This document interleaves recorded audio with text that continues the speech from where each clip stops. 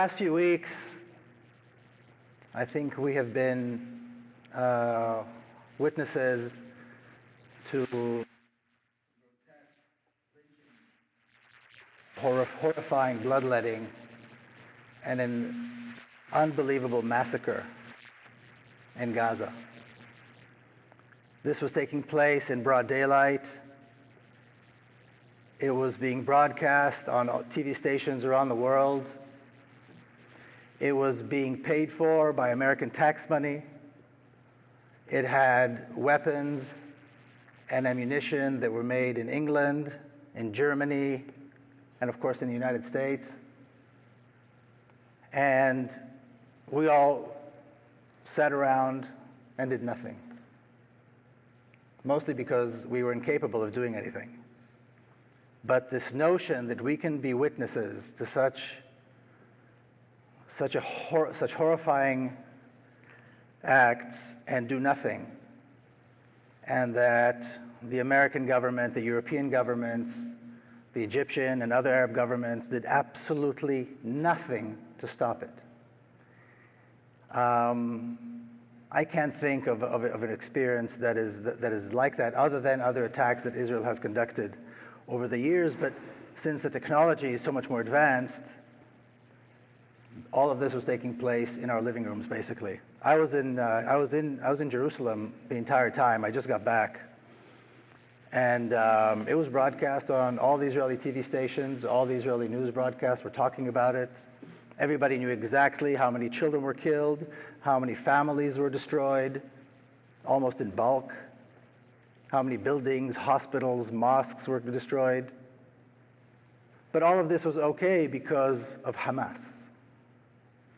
And the attempt that we've seen, not only this time, but over the years, by Israel, by the United States, and by others who are complicit with this crime, is to isolate Gaza and to isolate this particular attack and every other attack up to this point, and create the impression that it has nothing to do with anything else. I think it's crucially important to put Gaza back into Palestine, to see what is happening in Gaza now, or what we've seen in Gaza over the last few weeks, back in context with the reality in Palestine over the last 7 decades. Otherwise, there's no way that we can possibly understand what's taking place. There's no way that we can understand why it's taking place. And there's absolutely no way that we can discuss an end to this violence and a solution to the question of Palestine. Now, one of the attempts that's being made, or one of the attempts to display this, the reality in Palestine, is as though that there are two countries, Israel and Hamas, or Israel and Palestine, or Israel and the West Bank. Lots of different versions of this, but basically an attempt to create the impression that we have two countries at war, two armies at war, a conflict between two sides that are somehow equal.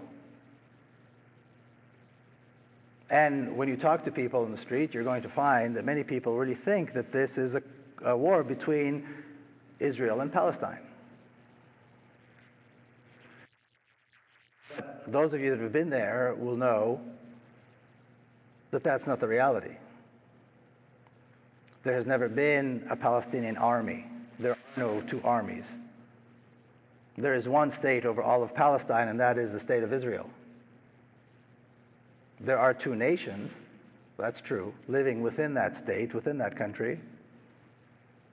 But there's one government that governs the lives of everyone who lives there, and one army that dictates and that follows and executes the policies of that government.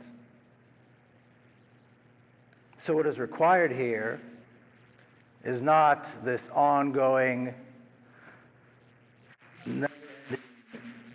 process of what they call peace talks that has been going on for several decades now, 2 decades now. And as we've seen, it leads nowhere, and the reason it leads nowhere is because it's meant to lead nowhere. But a consistent, struggle, a consistent attempt to bring about a change that will allow for the freedom of Palestinians, and I think will allow for the real freedom of Israelis. And the issue here has to be to free Palestine. The slogan has to be to free Palestine. And again, to bring Gaza back into Palestine and to make sure everybody understands Gaza is not something separate from the West Bank, it's not separate from Jerusalem, it's not separate from Yaffa and all other parts of Palestine. It's one country with two nations, with one regime that is racist, colonialist, and implements policies that are absolutely an apartheid regime. And I think this has to be made absolutely clear. Otherwise, we see the peace talks leading in one way and all kinds of different ideas leading in different ways, and there's absolutely no focus on this effort that needs to be a concerted effort. And I think a good example would be the effort to bring down apartheid in South Africa, where it was absolutely clear what the purpose was. The purpose was to bring about the freedom for people of color in South Africa and create a democracy that will recognize everyone's rights. Now, quite often when we talk about this issue, people like to talk about the beginning of the issue. And one of these absurd claims that's made quite often is, well, these people have been killing each other for thousands of years. This conflict has been going forever, so another year, another attack, it's no big deal. They're used to it. I think, once again, those of us that are from there or have been there know that this is complete nonsense. This is not a conflict that's been going on for 2,000 years. This is a conflict that's been going on for about 7 or 8 decades.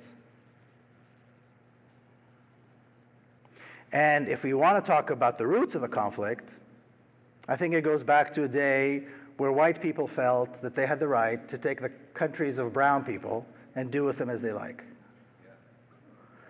And in Israel, and with the pro-Israeli discourse, we quite often hear about the Balfour Declaration.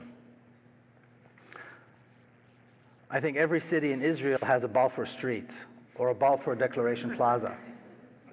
And the Balfour Declaration was a promise by Lord Balfour, who was Prime Minister of Great Britain at the time, to his friend Lord Rothschild, who was a Jewish millionaire, and he promised him Palestine for the Jewish people.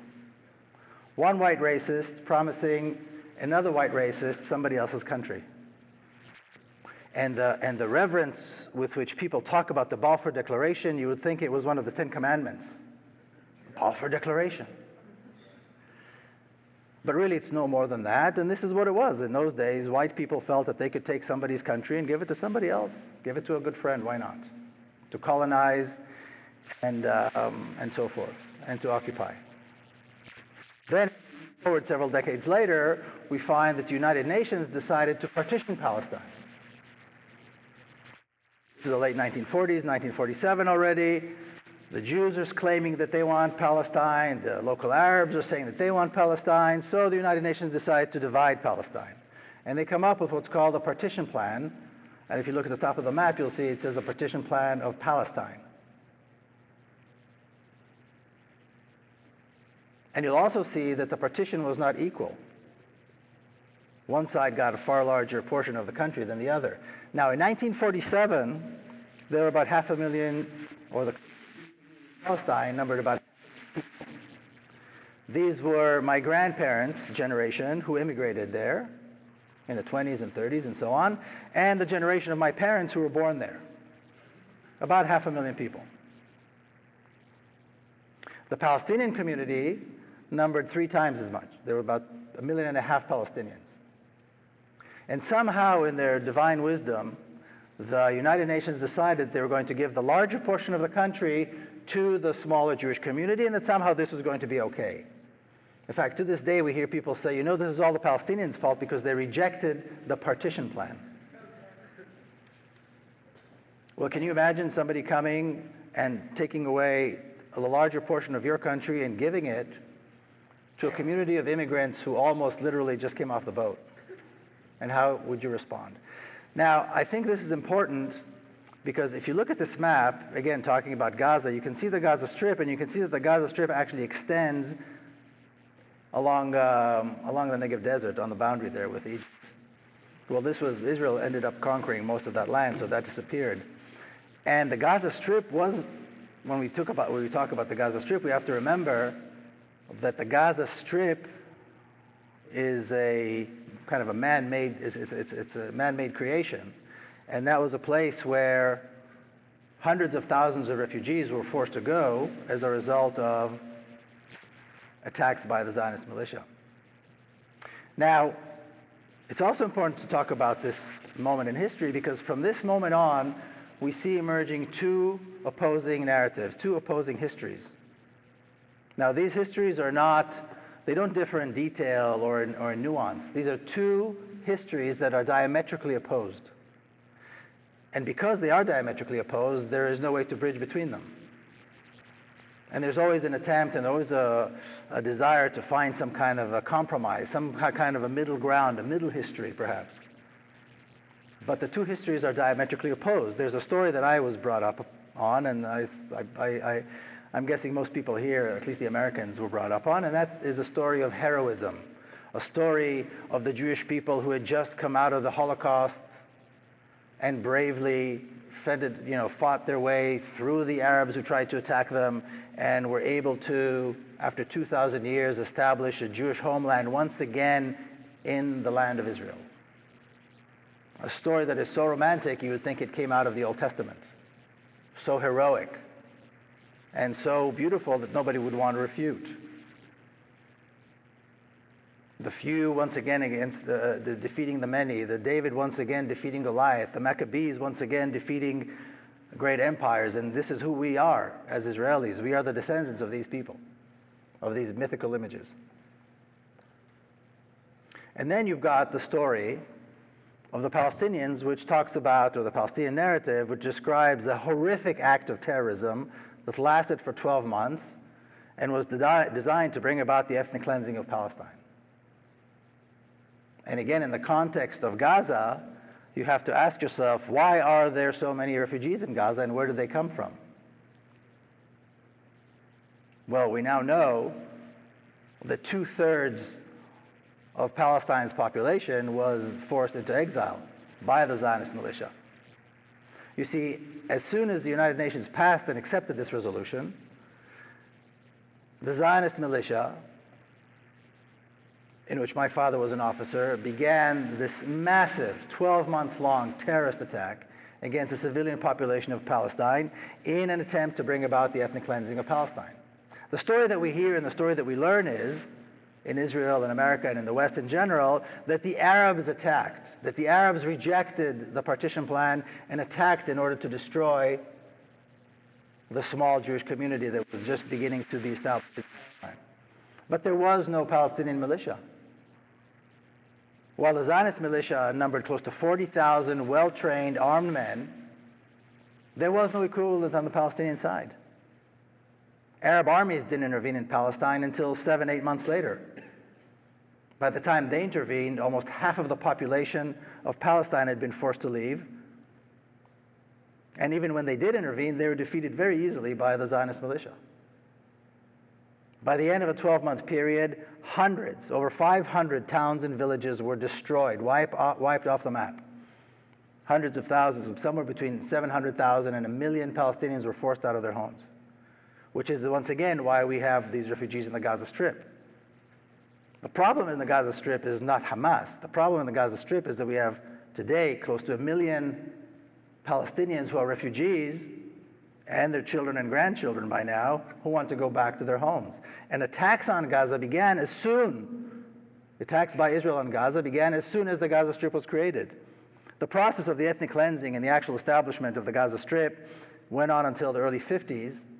And of course, these refugees wanted to go back to their homes, they wanted to go back to their lands, and Israel passed laws that made that illegal, and created special military units that would go into Gaza and commit horrific massacres, killing innocent civilians on a regular basis. And this process of going and attacking Gaza that began in the 1950s, in the early 1950s, goes on to this day, because the problem is Gaza has not been resolved. The refugees want to go back to their homes. The refugees participate in resistance, naturally, some of it armed, some of it is not armed. And every time the world looks at Gaza, and every time Israelis look at Gaza, what they see is a reminder of this original sin of the ethnic cleansing of Palestine upon which the State of Israel was established. And since solving the problem in a fair and just way and allowing the repatriation and compensation for the refugees is out of the question in terms of Israel, attacking and bombing them and then blaming them is the only solution. So in the 50s they were called just infiltrators. In the 60s they were called fidayeen. In the 70s they were called terrorists. In the 80s they were called something else. Now, thank goodness, we have Hamas, and so we have Hamas to blame. The name of the monster that lives in Gaza, of this terrible existential threat that lives in Gaza, changed from decade to decade. But from the day the Gaza Strip was created, from the day these refugees were forced into the Gaza Strip, to this day there has never been a military threat, much less an existential threat to Israel from Gaza. There has never been a threat because there's never been an army. There's never been a tank in Gaza. There's never been a warplane in Gaza or a warship, much less a regular army. There has never been a military threat in Gaza. So why the attacks? Because Gaza represents this original sin of the creation of the so-called Jewish state. Gaza is a reminder of the ethnic cleansing of Palestine, and the refugees in Gaza remind us of they threaten the legitimacy of the state of Israel. By just being there, they threaten the legitimacy of the so-called Jewish state, and therefore they have to be punished. Israel is no more than an illegal creation, an illegitimate creation of a very unholy marriage between colonialism and racism. That's what the state of Israel is. And because Gaza reminds us consistently of this, they have to be punished and they are bombed. Like I said, there's never been a military threat because there's never been a military in Gaza. And this is why they're being punished to this day. So the history lesson is not just for the sake of a history lesson. The history lesson is in order to make sure we understand the connection between what goes on today in Gaza and the establishment of the Jewish state, and why Zionism must go. Because that is the root of this is the root cause of this conflict and of this issue. Not only in Gaza, but of course Gaza is the one we're talking about because of the events of the last few weeks, because of this latest massacre. Now, an interesting claim that we hear quite often about when we talk about what happened in 1948, which, by the way, is something Israelis do not like to talk about, and the pro-Israeli groups do not like to discuss. But when they do, they'll often say, well, perhaps a few villages were destroyed, perhaps a few people were forced into exile, but really there was nothing there. Palestine was a desert, it was barren, nothing but poor beggars and poorer farmers were living there. It was filthy and uneducated, and there was nothing really there. So I like to show people this picture of the city of Yaffa before 1948. The city of Yaffa before 1948 was a city of about 120,000. There was a rich business life, a rich political life. Several newspapers were printed in Gaza, in Yaffa. They had writers' guilds and trade unions. They had concert halls and movie theaters. Some of the biggest names in the Arab world would come to perform in Yaffa. It was a major Arab city on the coast of the Mediterranean, a major Arab Palestinian city. And in a matter of 2 weeks in 1948, this city of close to 120,000 was reduced to less than 4,000 people, all concentrated in one neighborhood with barbed wires and Israeli soldiers surrounding them. And on the very spot where Yaffa used to sit, today, almost from the exact same angle, we have the city of Tel Aviv, the Israeli city of Tel Aviv, which, by the way, calls itself Tel Aviv Yaffa because they like that historical connection. There still is a Palestinian community in Yaffa. It's not very big. It's neglected. It's oppressed. It's the subject of racist laws and constant harassment by the Israeli secret police and several military units that are charged with this. It is so neglected, and this is true for other Palestinian communities inside of Israel, that the police do not come to solve crime. So you have countless murder cases and all kinds of cases of crime that go on unsolved for years, for decades. Israeli law enforcement only goes in there in order to harass young Palestinians. And this is in the form of the border guards, or the Mishmar Gvul as they're called, and the Israeli secret police.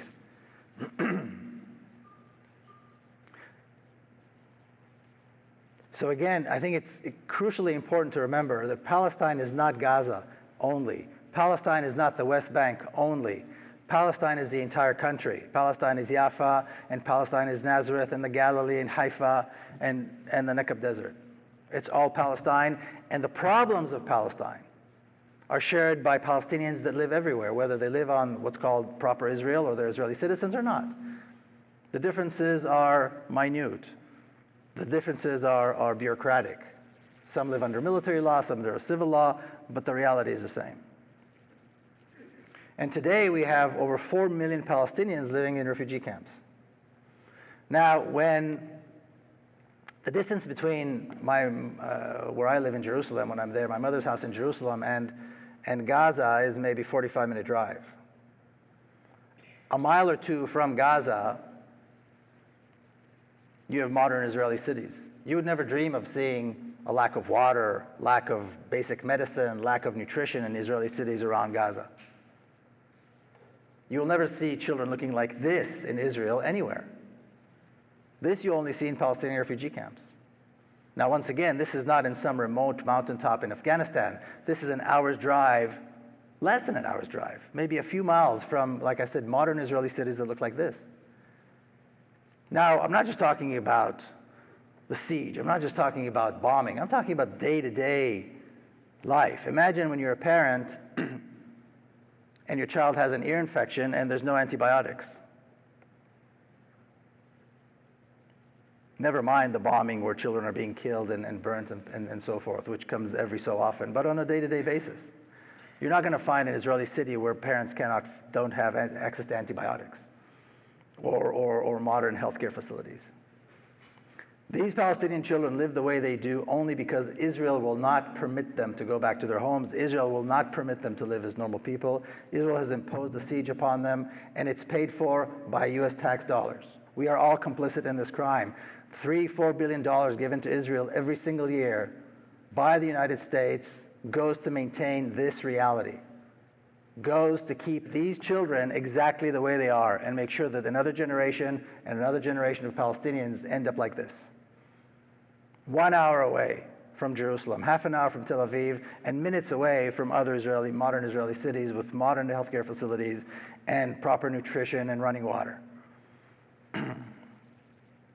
This is what makes this even worse. Not to mention the fact that on a regular basis, the Israeli military comes in and bombs and murders these people. Men, women, children, hospitals, mosques, churches, and everything else, and we're all paying for this, and it's happening under our watch every single day. Now, like you heard, I grew up in a very patriotic Israeli family. My father was a general. He served in the Zionist militia before the State of Israel was established. He remained an officer in the Israeli army and retired as a general. My grandfather on my mother's side was the Zionist leader. He was one of the signers of the Israeli Declaration of Independence. So I come from this very patriotic Zionist background. And people often ask, so how did I end up with this perspective? How was I able to see all of this? Because Israelis don't have access or don't want to see or discuss this issue like this. And there's a story I like to tell about my mother. This is a picture of my mother when she was about 22. She turned 88 yesterday, by the way. And she was born and raised in Jerusalem, and she still lives in Jerusalem, the house where I was raised. And there's a story that she told me as I was growing up many, many times about an experience that she had as a young woman in Jerusalem in 1948, and I think Yaakov will appreciate the story. And in 1948, she was already a mother. She was living in a small apartment with her parents. And as the Zionist forces came in, they took the Palestinian neighborhoods in Jerusalem. Now, I'm not talking about the old city of Jerusalem. I'm talking about the Palestinian neighborhoods in the new city, in what later on became the Israeli side of Jerusalem. The neighborhoods are still there. Many of the homes are still there. Only the people were forced to leave. And after the residents of these neighborhoods were forced into exile, the homes were made available to Israeli families, and my mother was offered a home in one of these neighborhoods. And if you've been there, you've seen these are beautiful homes. These are very distinct Palestinian Jerusalemite homes. And when my mother was offered one of these homes, she refused. And her reaction was, and this is the same reaction she has when she talks about it even today. And she says, how could I possibly take the home of another mother? How could I possibly move into the home of another family that now has to live in exile? And how they must have loved their home. And she goes on to tell the story of how, this is something that was revealed later on, when the soldiers came in to take these homes, the coffee was still warm on the tables. And then they went on with the looting. These were well-to-do families, and so they took the rugs and the furniture. And you may have heard there's an excellent documentary about the rare books that were stolen. Apparently the soldiers, the Israeli soldiers, had units of librarians following them and going from home to steal rare books, just how organized they were. Now, this story of my mother is, of course, a wonderful story, and we're all very proud that she made the decision that she had. Sadly, not enough people made that decision, and most people did take the homes. But there was something very troubling in that story for me as I was growing up. And it was something that I wasn't really able to understand until I was actually working on my book a few years ago. And the problem with her story is that it pokes holes in the narrative. It contradicts the national narrative. The Zionist narrative is morally perfect. It's foolproof. And it goes like this: the land belongs to us because we're Jews and we are the descendants of the ancient Hebrews. So the Zionists claim. All Jews are descendants of the ancient Hebrews who lived in that part of the world some 2,000 or 3,000 years ago. Therefore, we have a right, and the term that is used is to return. So we returned. We agreed and we accepted the Partition Plan because we're good people and we wanted to allow the Palestinians, the Arabs, to have their own state on this land, and they refused, and then they attacked us. Thankfully, we defeated them. We were able to establish the Jewish state, and then we asked them to stay, and they left. This is part of the Zionist narrative. We asked the Arabs to stay, and they left. All 700,000 or a million of them. So where's the moral dilemma? Why would my mother refuse the home? If somebody left the home for no reason and they're not coming back, and there's a family that needs a home, where's the moral dilemma? In fact, the Zionist narrative is so perfect that even when we do learn about atrocities, and we do in school, Israeli school kids do learn about the massacre of Deir Yassin, for example. I remember learning it, and I know they still do.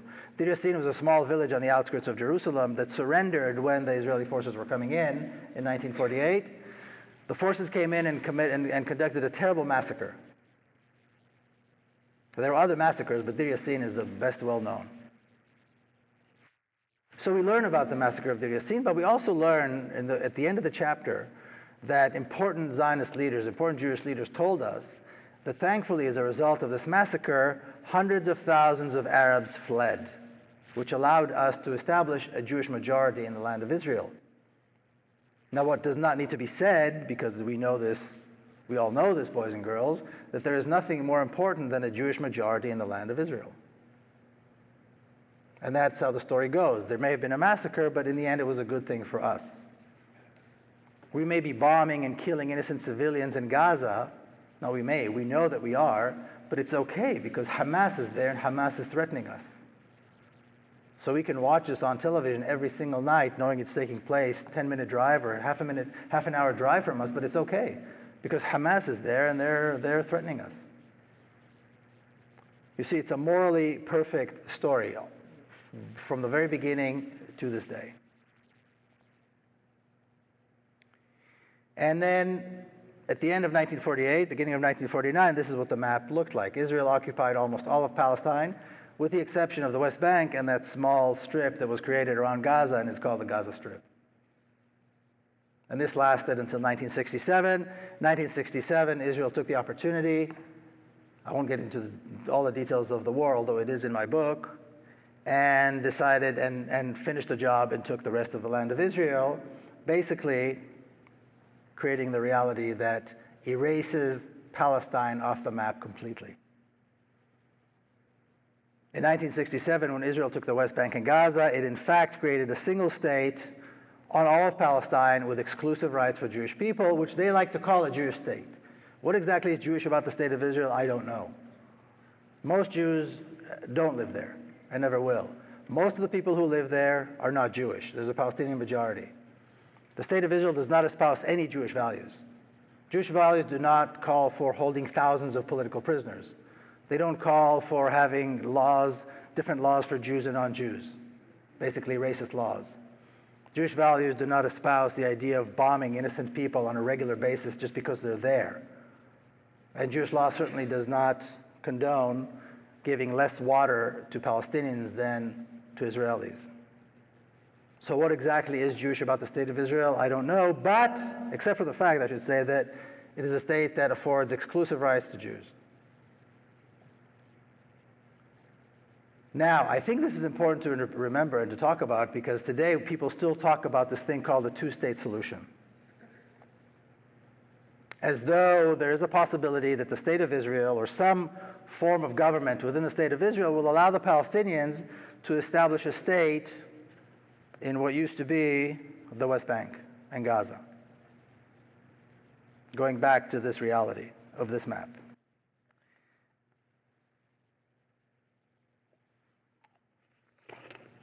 When Israel took the West Bank,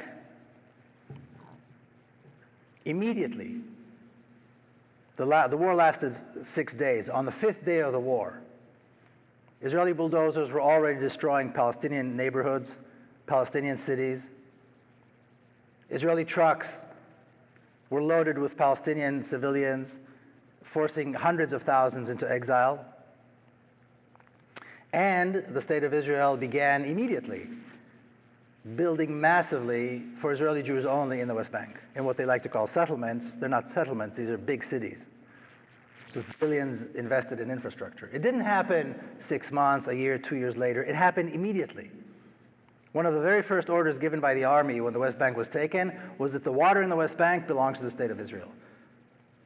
What's called the mountain aquifer, which is a very large source, one of the largest sources of water in the country, is in the West Bank. And then from that day to this day, from 1967 all the way till today, Israel has been investing billions of dollars in building infrastructure, cities, malls, highways, schools, industry, and so forth in the West Bank, just like it does in other parts of the country, because Israel does not see a difference between the West Bank and other parts of the country. And when you drive along the highways, you see there is no difference. The signs that lead to the cities in the West Bank and the signs that lead to the cities in other parts of the country are exactly the same. Israel did everything it could to eliminate the distance, to eliminate the difference between what used to be the West Bank and the rest of the country. There is no more West Bank.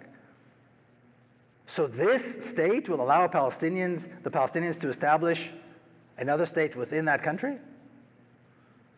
You have to be hallucinating, you have to be on drugs to think that there is a possibility that a Zionist state will ever allow the Palestinians to establish a state any more than what they're allowing now, very limited autonomy with complete Israeli control.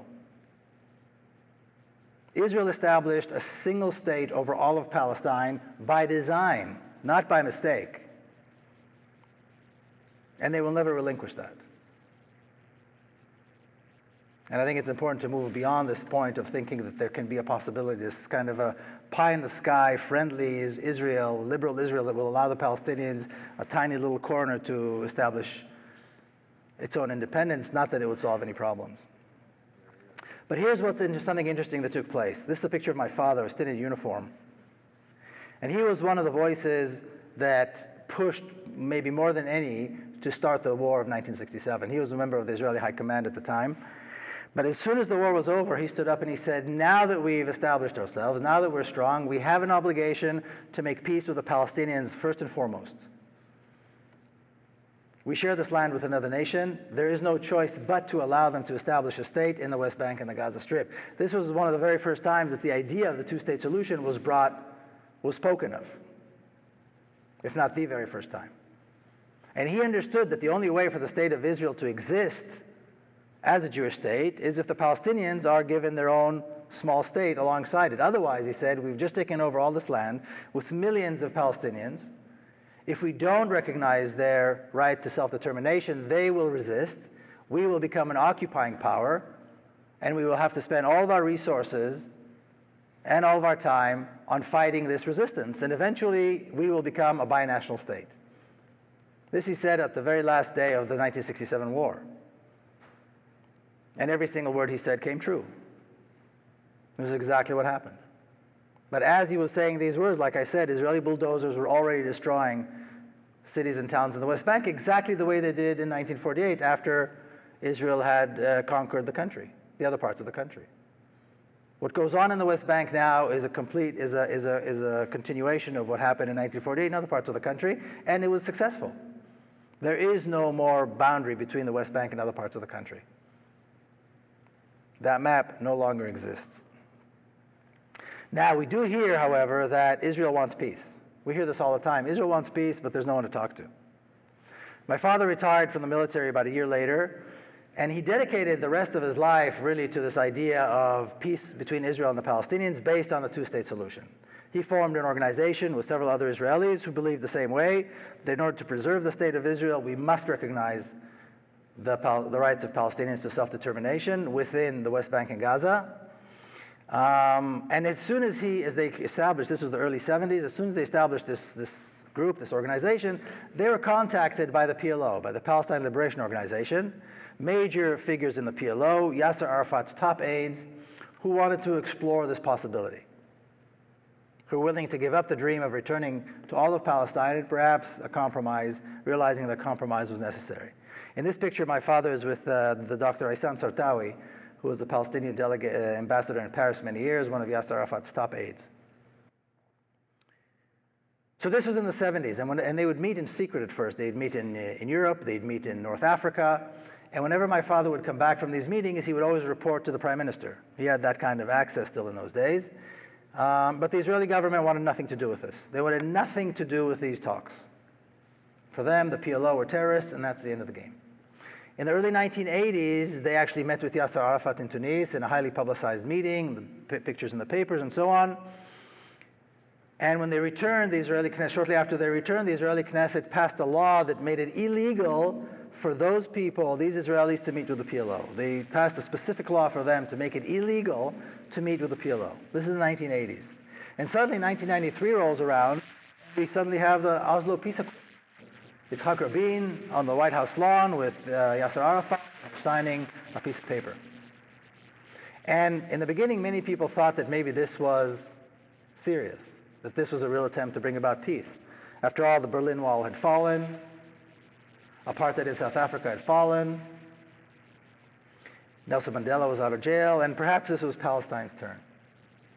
What people did not realize is that the Oslo Accords were not an attempt to bring about peace. They were an attempt to bring the Palestinians to surrender and to accept Israeli domination over the entire country, the people, and the resources. So if the expectation was peace, that was the wrong expectation, and naturally it failed because the Palestinians did not surrender. If the expectation was strengthening Israeli domination, then it was a success. And that's exactly what Israel wanted, and it's exactly what happened.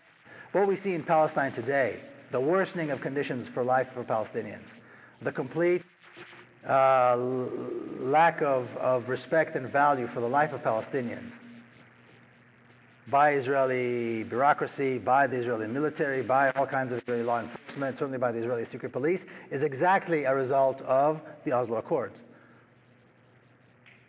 Every aspect of Palestinian life relies on Israel. They call Mahmoud Abbas president. He cannot drive from city to city within the West Bank without permit from the Israeli army. This is the Oslo Accords. And I think it was an astounding success because this is what it was meant to do. It was meant to bring the Palestinians down, but darn it, the Palestinians will not surrender. So there's been no sign, and there's been absolutely no reason to believe, certainly Israel has not given anyone any reason to believe that peace with the Palestinians is even on their agenda, is anything that interests them. The only thing that interests them is to dominate the land, dominate the people, make it hard for them so that they would either leave or die. And that's exactly what we've seen, mostly in the West Bank and Gaza, but also in Palestinian communities within Israel. Military in other communities within Israel, it's civil law and the civil police and so forth. So the differences are more of bureaucracy, less of substance. Now, once again, talking about Gaza, one of the there've been all these talks trying to bring about a ceasefire in Gaza, and darn it, the Palestinians, Hamas keeps not wanting to stop to bring about the ceasefire because of their demands. And what are they demanding? They're demanding that the siege be lifted. They're demanding that they have access to an airport and a seaport. They're demanding freedom for their people, and they're demanding the release of Palestinian prisoners. And I think it's important to talk about the Palestinian prisoners because this is one topic that is too often left out of the conversation. Israel, that likes to call itself a democracy, has holding thousands of Palestinian prisoners, which of course they call terrorists. But according to Israeli sources, according to Israeli papers, according to Israeli experts, the vast majority of Palestinian prisoners in Israeli jail have never been charged with acts of violence. The vast majority. Only a small percentage have actually been charged with acts of violence, and this is by the Israeli military law, Israeli military judicial system, where the bar is set very low. In this picture, this is Samar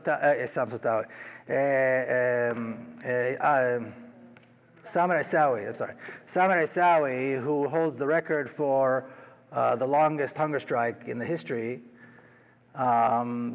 and his sister, who's an attorney. They're both back in. He was in prison for a long time, released, and I think he's back in prison now. And the reason he was on hunger strike, and many others at the time, was because they were under what's called an administrative detention, where Israel detains people, throws them in jail for indefinite periods of time with no charges at all. In other words, even the Israeli military judicial system could find nothing with which to charge these people, yet they arrest them and put them in jail anyway.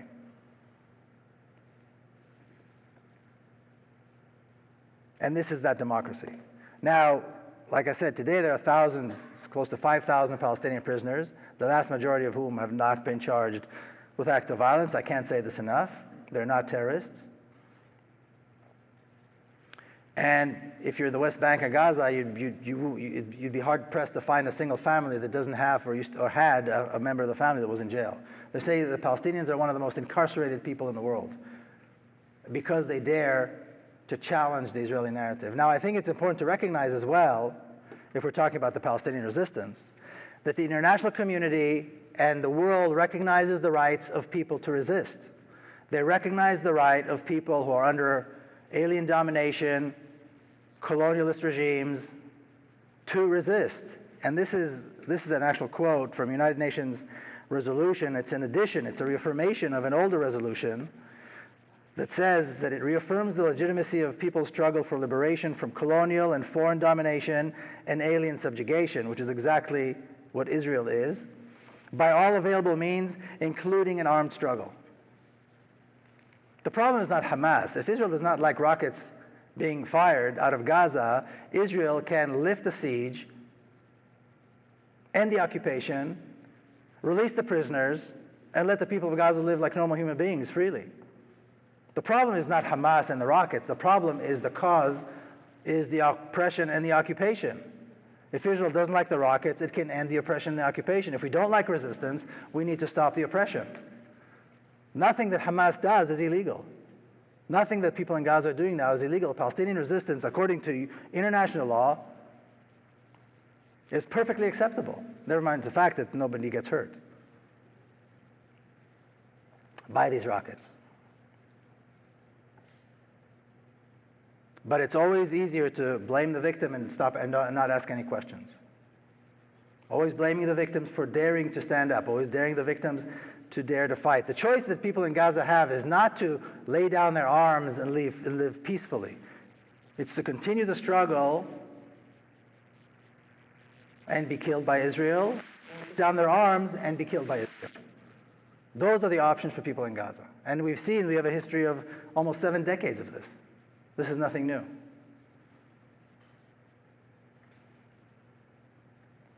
Now, another aspect, once again, going back to the story of how I got into this and why, has to do again with the story of my own family. And this is a picture of my sister's little girl, Smadar, and she was killed in a suicide attack in Jerusalem in 1997. And as you can imagine, this was a big news at the time. First of all, because of the attack, but beyond that, because this was the granddaughter of a famous Israeli general. He had already passed away by then. And not only was he a general, but he became known as an advocate for Palestinian rights and peace with Palestinians. I was living in the US at the time already, and by the time I returned home, I got to my sister's apartment, it was packed with people who mourn, first of all, both Palestinian and Israelis, but also the press. The members of the press of every language, of every country that you could possibly imagine were there. And the questions are always the same. Who's responsible? How do we get them? Revenge, retaliation, and so on. And when my sister finally came out to speak to people, she said two things that were really quite earth-shattering. The first thing she said, don't talk to me about retaliation. No real mother would want to see this happen to any other mother. The second thing she said, if we want to find who's responsible, we need to find who is it that has taken Palestinian land, destroyed Palestinian homes, threw Palestinian fathers and brothers in prison, and is shooting young Palestinian children in the schoolyard, denying Palestinian the right to live. It is the Israeli government. It's a brutal oppression and occupation that we have imposed upon the Palestinians. And what do we expect? That there will be no price to pay? This is the price that we pay for maintaining this brutality, for supporting this brutality. It's always the innocents that pay. So now this became even bigger news, of course, because here's an Israeli mother who just buried her daughter, turning the world upside down. We know that the Israelis are the victims, the Palestinians are terrorists. We know that Israelis want peace, the Palestinians won't make peace. And suddenly this Israeli mother is turning everything upside down on us. For me, this was personally a life-changing moment for many reasons, but mostly because I felt that I need to do something. And I was living here in the US, and I was very fortunate. In San Diego, I found a Jewish-Palestinian discussion group. And I began to attend the meetings. Now, I was born and raised in Jerusalem, which is supposedly a mixed city, a united city. But until that day that I was in San Diego meeting with Palestinians, I had never met Palestinians. If you've been to Jerusalem, you've seen it's a very segregated city. It's a very racist city in many ways. But certainly you can see the differences. Even though the communities live close geographically, they're completely segregated. There's no opportunities for Israelis and Palestinians to meet, certainly not kids. And the chapter in the book, in fact, that talks about the beginning of my journey, the journey into Palestine, begins with a line, my journey into Palestine began in San Diego. I was 39 years old. And that was the first time that, first of all, the whole experience of seeing Palestinians where we're completely equal. There's no place in Israel-Palestine that Palestinians and Israelis can sit in the same place and they live under the same laws. Here we were sitting in the United States, there were no curfews, no checkpoints, no permits that they needed. The Israeli secret police wasn't on their tail. There was no issue. We were completely equal. And again, that does not exist over there. So that was a very interesting and important experience. And then beyond that, just to listen and talk and to hear for the first time about the Nakba, to hear about all these stories. And that process of trusting and believing that what they're telling me is true and that perhaps there's a whole other story that I had never heard of is a very difficult process. It took a very long time. It was very painful. And that drove me to eventually visit Palestinian communities inside of Israel and then inside the West Bank. And the journey goes on. Last year I went to visit Gaza. I had to go through a tunnel, but the journey goes on. And this process of allowing the fear to leave and allowing the trust to enter is a very interesting process. And that's when I, decided to begin my activism and so forth. But that was this moment where this very generous Palestinian kind of took me in and allowed me to go through this, and like I said, painful process of recognizing the other narrative and then understanding that of the two, the narrative that is not true is my narrative, is the narrative upon which I was raised. And in the end, and that's how my book ends too, is we need to discuss where we go from here. And once again, we cannot, if we try to talk about a ceasefire in Gaza without talking about how this all began and what is really the end game for us in terms of people of conscience, for us as people who care for justice, then we're missing the point. To talk about all of this and not talk about how we end this and where we target the struggle is a waste of time. And it's a crime, I think. It's just like criticizing Palestinian resistance, criticizing BDS, criticizing Hamas. It's unconscionable. At this time, at this moment, to criticize the Palestinians and the Palestinian resistance is unconscionable. We need to join the Palestinian struggle. Those of us who believe in justice, those of us who want to see peace, those of us who see ourselves as people of conscience, what is called the constituency of conscience, we need to join and support the Palestinian struggle because their struggle is for freedom and independence and equality. Whereas the Israeli objective is death and destruction. Clearly and absolutely. And we have to recognize that the reality that exists today is that there is one state over all of Palestine with exclusive rights for Jewish people. And people like to say, well, we support the state of Israel. We believe in peace, but we support the state of Israel. So if we support the state of Israel, we have to come to terms with a few things. First of all, that supporting the state of Israel means supporting a state that holds thousands and thousands of political prisoners. Supporting a state that has racist laws that discriminate against Palestinians, that has a military law over other parts of the Palestinian community where Palestinians have absolutely no rights at all, have absolutely no recall. And that, as we've seen on a regular basis, a state that kills scores and scores of innocent civilians just because they are Palestinians. A state where you can have a Jewish-Israeli neighborhood on one side of the road and across the street a Palestinian village where they have 12 hours of water per week. Why? Because an Israeli-Jewish town with green lawns and swimming pool across the street, and I'm not exaggerating, across the road from a Palestinian town that gets 12 hours of water per week, where Israel controls the entire water supply. So anybody who is proud to support the state of Israel needs to realize that they're supporting this, that they're supporting racism. Just like there were people who supported apartheid in South Africa. Today, of course, they're hiding somewhere, they won't admit it, but they were there. We're not going to find them today. But supporting the state of Israel means we need to recognize that we are supporting a racist, rogue regime, a brutally violent colonialist regime. And that's okay, this is our values, you can't argue with that, if this is what people feel. But there is another possibility.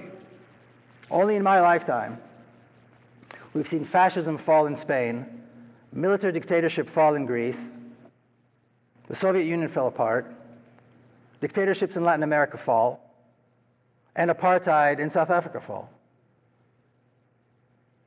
Mostly without violence by the side that was fighting for justice. Compared to all of these, to bring about a democracy with equal rights in Palestine is a lot simpler, I think. In Palestine, we have two communities that are highly educated, two communities that are highly professional. Even in Gaza, with all the difficulties, literacy rates are some of the highest in the world, over 92% literacy rates in Gaza. Gaza has about 8 universities. The transition from this rogue Zionist regime to a democracy is exactly the thing that we need to fight for. That's exactly the thing that we need to join, that we all need to join in order to achieve. And many of you have been there. You've seen it's a beautiful country with endless potential. We have to support the effort to free all of Palestine and to create a real democracy with equal rights for Israelis and Palestinians. Thank you very much.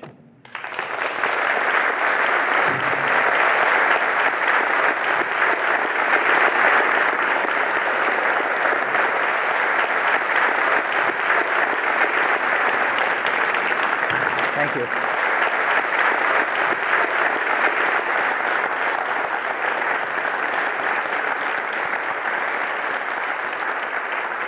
Thank you very much.